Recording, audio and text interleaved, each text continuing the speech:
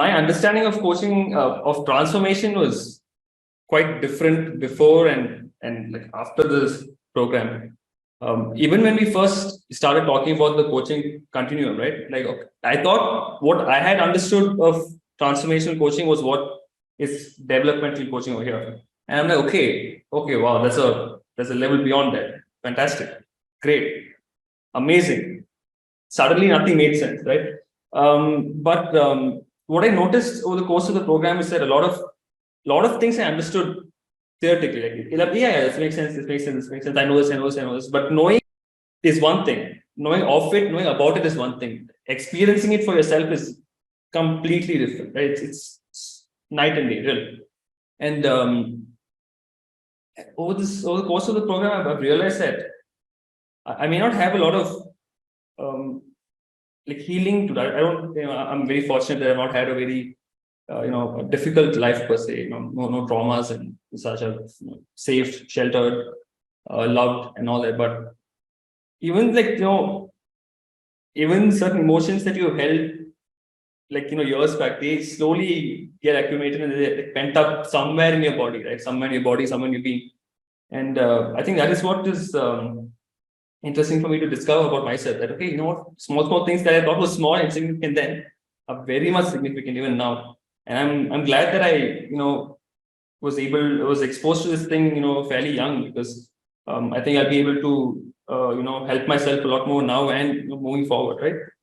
Apart from that, what else? Yeah, this I think the thing I struggle with most, that I realized is when we discuss the dual dynamics, letting go, letting come, I struggle with that the most. I realize that now. Letting go to an extent, yes, but letting come very much so.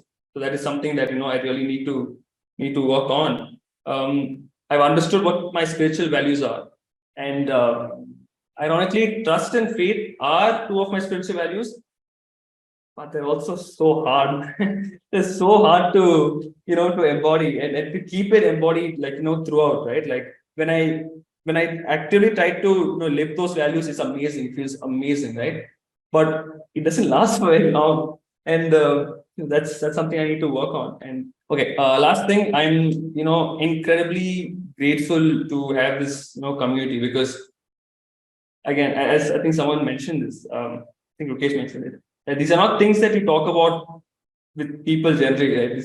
People might think you're crazy, and especially like people around me, they're like, what the hell are you talking about? So to find people who really understand what these things are, or at least are open and receptive to all of these concepts. It's like we're all living this, like it's like people like us, and people who don't really who are not receptive to it, are like living the same world, but it's like you're just opening a veil and you're like, shit, that's a completely different world, really. We're living in the same place, but it's actually very different, right?